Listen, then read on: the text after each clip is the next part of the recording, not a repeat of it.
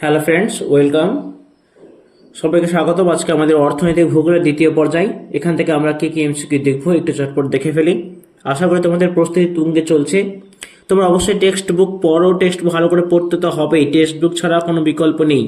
তারপরে তুমি text book পড়ে এখানে এসো, এমসিকিউগুলো একটু রিমাইন্ড করার চেষ্টা করো, রিভিশন করো, দেখো তোমাদের কিন্তু পড়াশোনাটা আরো দ্রুত গতিতে এগোবে। তো চলো আর কথা না বাড়িয়ে শুরু করে দিই।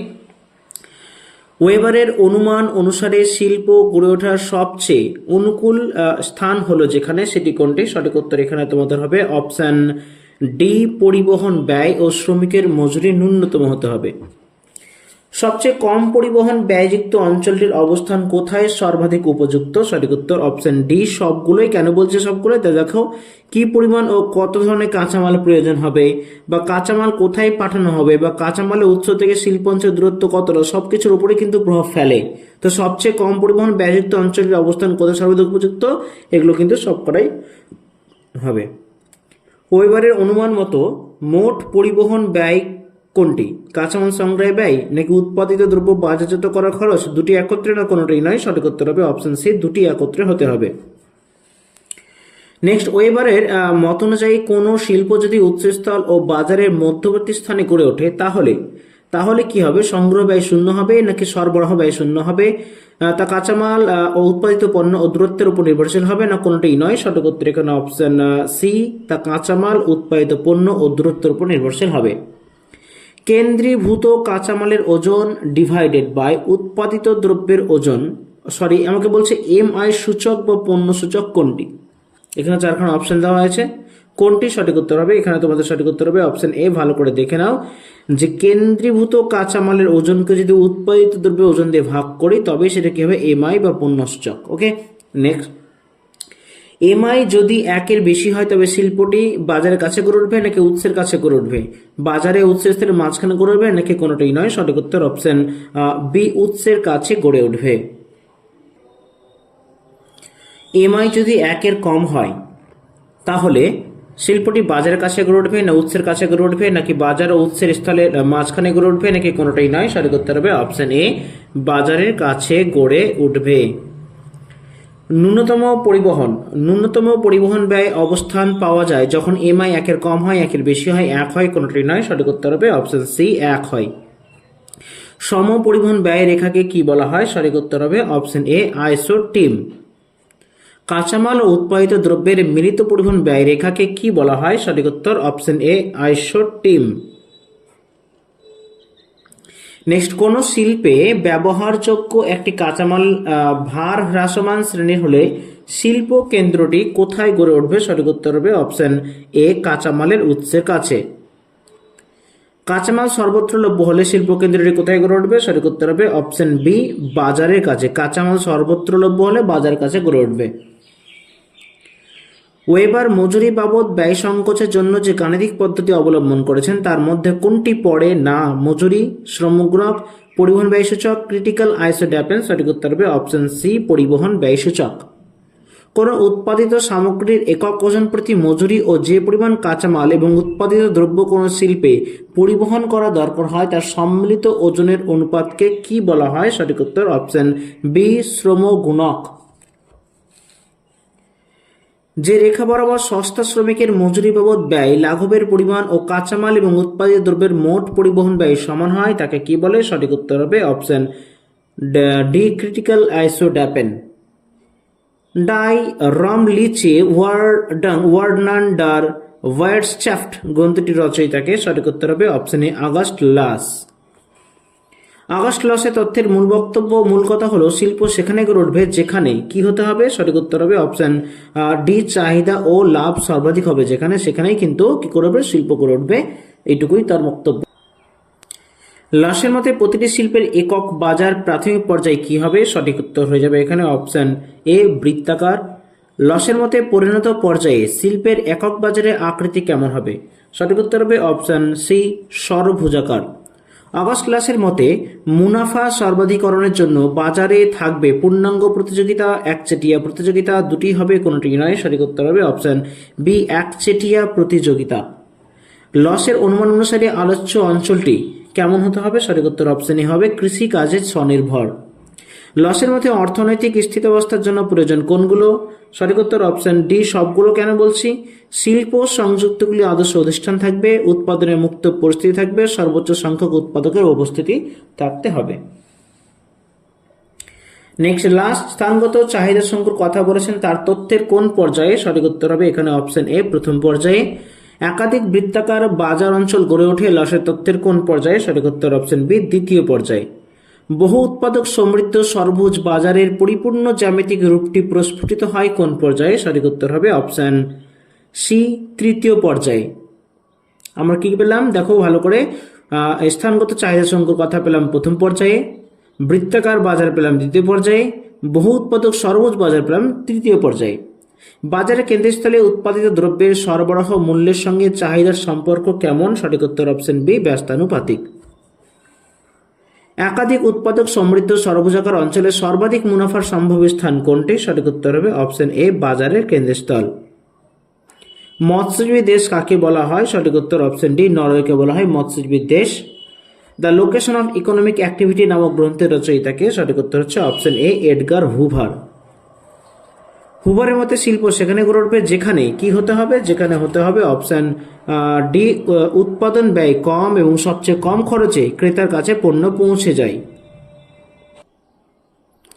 দাম বলতে হুভার কি বুঝিয়েছেন? সঠিক উত্তর দেখো অপশন সি মোট পরিবহন ও উৎপাদক ব্যয়কে। হুভারের তত্ত্বে আইসোটিম কোনটি বা আইসোটিম কি? সঠিক উত্তর অপশন সি সম সরবরাহ ব্যয় রেখা হচ্ছে আইসোটিম। হুভারের মত অনুযায়ী দূরত্ব বৃদ্ধির সঙ্গে পণ্যের দামের সম্পর্ক কেমন হবে? সঠিক উত্তর হবে অপশন এর সমানুপাতিক, অর্থাৎ দূরত্ব বাড়লে দামও কিন্তু বাড়বে, কারণ একটা পরিবহন খরচ হয়েছে। হুভার পরিবহন ঢাল অঙ্কন করেছেন কোন ব্যয়ের দ্বারা? সঠিক উত্তর হচ্ছে এখানে অপশন সি সরবরাহ ব্যয়ের দ্বারা। The stages of economic growth গ্রন্থের লেখককে? সঠিক উত্তর হচ্ছে অপশন এ রস্ট। রাষ্ট্রমতে এর মধ্যে কোনটি উন্নয়নকামী রাষ্ট্রের উন্নতির পথে বাধা নয়? সঠিক উত্তর অপশন সি শিল্পে বিনিয়োগ। রাষ্ট্রতত্ত্বের 5টি স্তরের মধ্যে চতুর্থ স্তর কোনটি? সঠিক উত্তর অপশন বি পূর্ণ উন্নয়ন অভিমুখী স্তর।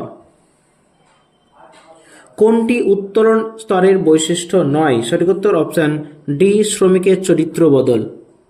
রাষ্ট্রমতে সংগঠক ও মালিকের গুণগত পরিবর্তন ঘটে গতানুগতিক সমাজ ব্যবস্থা স্তরে, উত্তরণ স্তরে, পূর্ণ উন্নয়ন অভিমুখী স্তরে, জনসাধারণের সম্প্রসারিত ভোগ ব্যবস্থা স্তরে। সঠিক উত্তর হবে অপশন সি পূর্ণ উন্নয়ন অভিমুখী স্তরে। আমেরিকা যুক্তরাষ্ট্র, জাপান ও পশ্চিম ইউরোপের দেশগুলি বর্তমানে রাষ্ট্রতত্ত্বের কোথায় অবস্থান করছে? সঠিক উত্তর অপশন ডি জনসাধারণের সম্প্রসারিত ভোগ ব্যবস্থা স্তরে। সার্কুলার অ্যান্ড কিউমুলেটিভ কাজেশন তথ্যটি অবতারণা কে করেন? সঠিক উত্তর অপশন এ গুনার মির্ডল। চাহিদা অঞ্চল এবং যোগান অঞ্চল হিসেবে যথাক্রমে উন্নত এবং স্বল্পোন্নত দেশের কথা কে বলেছেন? সঠিক উত্তর হবে অপশন এ মিডল। মিডলে তথ্যের সম্প্রসারণ পর্যায়ে উন্নয়নশীল দেশগুলিতে প্রাথমিকভাবে অর্থনৈতিক উন্নয়নের হার কেমন? সঠিক উত্তর অপশন বি বেশি থাকে। প্রাথমিক উন্নতির হার স্থিমিত হয় কোন পর্যায়ে? সঠিক উত্তর হচ্ছে এখানে অপশন বি পশ্চাৎ অপসারণ পর্যায়ে। নিচের কোনটি গ্রাহামের তত্ত্ব অনুযায়ী গ্রহণযোগ্য কর্মসূচির অন্তর্ভুক্তি নয়?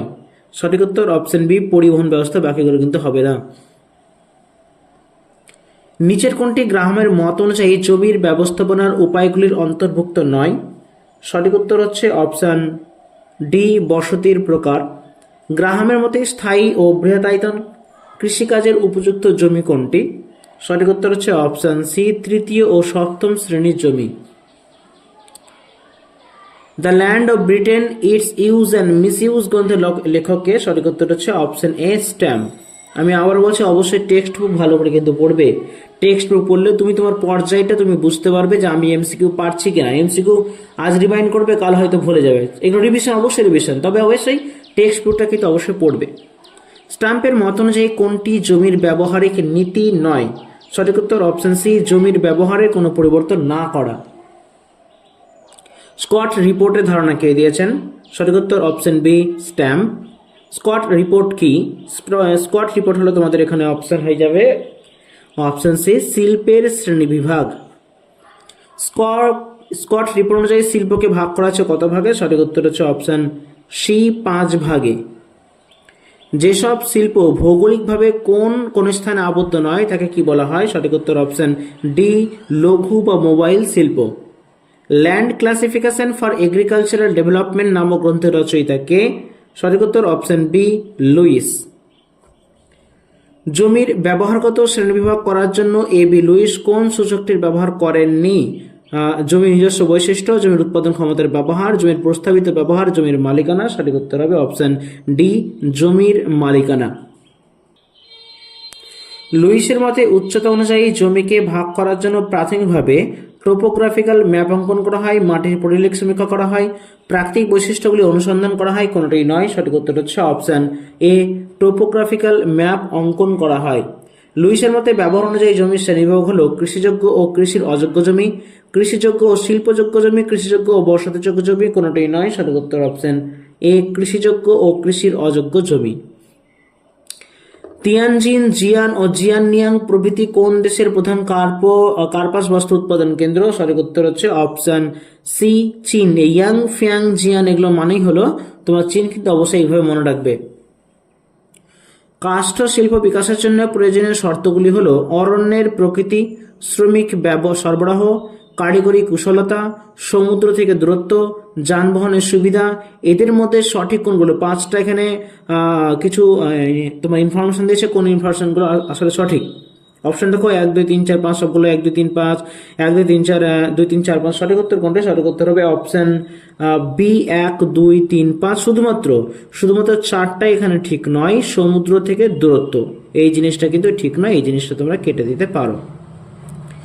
কাষ্ঠ শিল্পের সর্বশেষ পর্যায় কোনটি? সঠিক উত্তর হচ্ছে অপশন সি, নতুন বনভূমি সৃষ্টি। এবার এখানে তোমাদের ম্যাচিং করতে হবে। বাঁ দিকে আছে উদ্ভিদজাত সামগ্রী, ডান দিকে আছে উৎপাদিত দ্রব্য। উদ্ভিদজাত তেল, সেলুলোজ, লিগনিন, আঠা। ডান দিকে আছে ব্লটিং পেপার, হিং, রজন, ট্যানিন। কি থেকে কি তৈরি হয়? সঠিক উত্তর হচ্ছে এখানে অপশন সিটা হবে সঠিক, একবার মিলিয়ে নাও। উদ্ভিদজাত তেল তৈরি হচ্ছে রজন থেকে। তারপর আসলে সেলুলোজ হচ্ছে ব্লটিং পেপার, লিগনিন, ট্যানিন এবং আঠা রজন থেকে পাওয়া যায়। ওকে, নেক্সট আবার দেখো একটা ম্যাচিং আছে। শিল্প, কাগজ, দেশলাই, চর্ম, প্লাস্টিক, কৃত্রিম তন্তু। কাঁচামাল দিচ্ছে ট্যানিন, সেলুলোজ নাইট্রেট, বাঁশ, সেলুলোজ অ্যাসিটেট, কাঠ। সঠিক উত্তর কোনটি? এখানে মিলিয়ে নাও ভালো করে। তোমাদের সঠিক উত্তর হবে অপশন এ।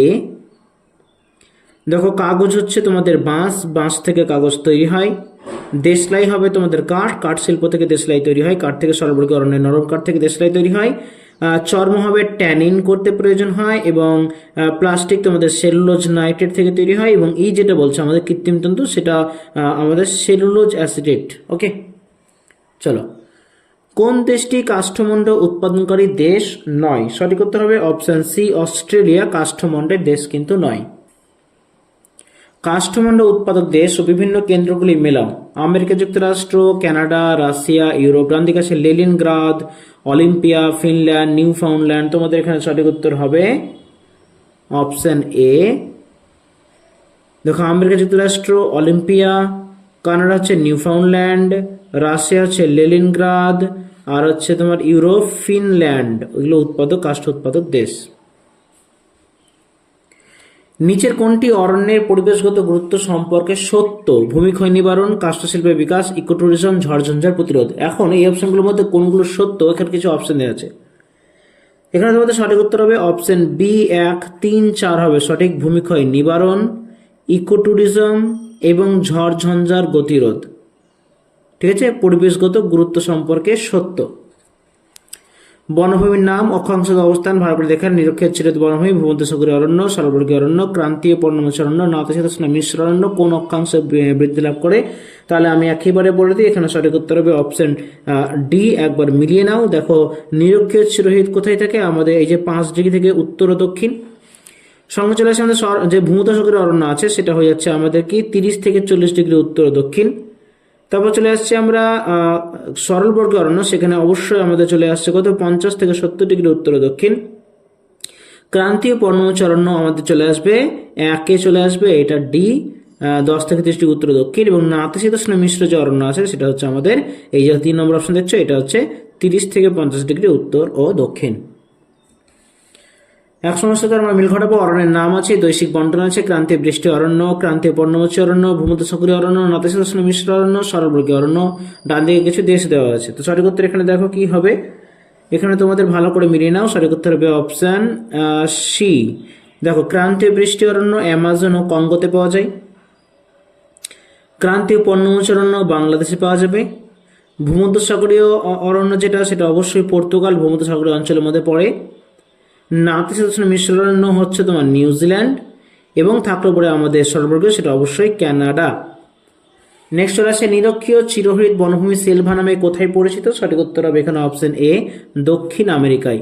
তৈগা অরণ্য কোথায় অবস্থিত? সঠিক উত্তর হচ্ছে এখানে আমাদের অপশন সি, রাশিয়ায়। অ্যামাজন ও কঙ্গো অববাহিকায় দেখা যায় কোন ধরনের অরণ্য? সঠিক উত্তর অপশন এ, নিরক্ষীয় চিরহরিৎ অরণ্য। নিচের কোনটি অরণ্যের প্রত্যক্ষ উপযোগিতা নয়? জ্বালানি কাঠ, শিল্পের কাঁচামাল, মৃত্তিকা সংরক্ষণ, ওষুধ প্রস্তুত। সঠিক উত্তর হবে অপশন সি, মৃত্তিকা সংরক্ষণ। অরণ্য হ্রাসের একটি সামাজিক কারণ কি? বাঁধ নির্মাণ, শিল্প স্থাপন, পরিবহন ব্যবস্থা সম্প্রসারণ, গৃহ নির্মাণ। সঠিক উত্তর হবে অপশন ডি, গৃহ নির্মাণ।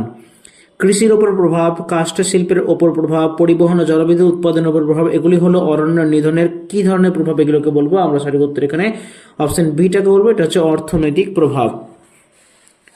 এবার এটা আরেকটু মিলিয়ে নাও, ম্যাচিং রয়েছে আমাদের। বন্যপ্রাণী সংরক্ষণ সংস্থা, forestry conservation council, national de la protection, de la nature, Swedish society for the protection of nature, Finnish league for the protection of nature. দেশের মধ্যে সুইডেন, ফ্রান্স, ফিনল্যান্ড, ব্রিটেন, কার সঙ্গে কি মিলবে একটু দেখে নাও। সঠিক উত্তর এখানে তোমাদের হয়ে যাবে অপশন সি। দেখে নাও যে ফরেস্ট্রি কনজারভেশন, এটা হচ্ছে আমাদের এটা হচ্ছে Britain. Council national de la protection de la nature, এটা হয়ে যাচ্ছে আমাদের France. Swedish society for the protection of nature হচ্ছে আমাদের সুইডেন, এটা হচ্ছে সি। এবং Finnish league for the protection of nature হচ্ছে অপশন 2, হচ্ছে এটা ফিনল্যান্ড। ক্লিয়ার? নেক্সট, বৃক্ষ ও গুল্ম রোপণ এবং তাদের সম্পর্কিত জ্ঞান লাভকে কি বলা হয়? সঠিক উত্তর হয়ে যাচ্ছে তোমাদের এখানে অপশন বি, আরবোরিকালচার। কাষ্ঠ নির্ভর শিল্পের কাঁচামাল যোগানোর জন্য যে বন সৃজন করা হয় তাকে কি বলা হয়? সঠিক উত্তর হবে অপশন এ, সিলভিকালচার। কাষ্ঠ আহরণে গ্রিপ পদ্ধতিতে সমগ্র বনাঞ্চলকে কয়েকটি ভাগে ভাগ করে বৃক্ষকর্তন ও নতুন চারা রোপণ করা হয়। বিস্তৃত অঞ্চলে বৃক্ষ আহরণ করা হয়। বৃক্ষ সমীক্ষার পর কাষ্ঠ আহরণ করা হয়। সুদীর্ঘ একটি রেখার উপর পার্শ্বে কাষ্ঠ আহরণ করা হয়। সঠিক উত্তর কোনটি হবে? সঠিক উত্তর হয়ে যাবে অপশন এ, সমগ্র বনাঞ্চলকে কয়েকটি ভাগে ভাগ করে বৃক্ষ কর্তন ও নতুন চারা রোপণ করা হয়। চলে আসি আরেকটা ম্যাচিংয়ে। তৃণভূমির নাম ক্যাম্পস, পার্কল্যান্ড, মন্টানা, ল্যানোস, ভেনেজুয়েলা, উত্তর আমেরিকা, জিম্বাবুয়ে, দক্ষিণ আমেরিকা। চলো আমরা সঠিক উত্তরটা দেখে নিই। আমেরিকা যুক্তরাষ্ট্র দুগ্ধ উৎপাদনে কততম স্থান অধিকার করে রেখেছে? সঠিক উত্তর অপশন বি, দ্বিতীয়। ভারতের দুগ্ধ শিল্পের বিকাশকে কি বলা হয়? সঠিক উত্তর হবে অপশন সি, শ্বেত বিপ্লব। পৃথিবীতে সর্বাধিক মাখন ও পনির রপ্তানি করে কোন দেশ? সঠিক উত্তর হচ্ছে এখানে আমাদের সঠিক উত্তর হবে অপশন এ, নেদারল্যান্ড। বৃহদায়তন পশু খামারগুলি এস্টেনসিয়া নামে পরিচিত কোথায়? সঠিক উত্তর অপশন সি, আর্জেন্টিনা। বৃহদায়তন খামারগুলিকে কি বলা হয়? বৃহদায়তন খামারগুলিকে বলা হয় চাকরাস। চলো একটা ম্যাচিং দেখে নিই। বাদিকে আছে পশুপালক যাযাবর, ডান দিকে দেশ। বেদুইন, মাসাই, নাবজো, ল্যাব, বাঞ্জারা, গুজ্জার, মেক্সিকো, কাশ্মীর, ভারতের মরু অঞ্চল, সৌদি আরব, তুন্দ্রাঞ্চল, মধ্য এশিয়া। সঠিক উত্তর কোনটি হবে? সঠিক উত্তর হবে অপশন ডি হবে সঠিক উত্তর। একবার মিলিয়ে নাও। বেদুইন হচ্ছে আমাদের সৌদি আরব, মাসাই হবে মধ্য এশিয়া, নাবজো হবে মেক্সিকো, ল্যাব হবে তুন্দ্রা অঞ্চল, বাঞ্জারা হচ্ছে ভারতের মরু অঞ্চলে পাবো আমরা, এবং হচ্ছে গুজ্জর পাবো আমরা কাশ্মীরে। ওকে, চলো নেক্সট। ম্যাঙ্গানিজ, টাংস্টেন, নিকেল প্রভৃতি কি? এগুলো কি ধরনের ক্যাটাগরির মধ্যে পড়ে? সঠিক উত্তর অপশন সি, লৌহ সংকর খনিজ। ইউরেনিয়াম হলো ড্যাশ জ্বালানি খনিজের উদাহরণ? সঠিক উত্তর হচ্ছে অপশন ডি, পারমাণবিক জ্বালানি খনিজের উদাহরণ। জিপসাম, অ্যাসবেস্টাস, অভ্র প্রভৃতি এগুলো কি ধরনের খনিজ? সঠিক উত্তর হবে এখানে অপশন বি, অধাতব খনিজ।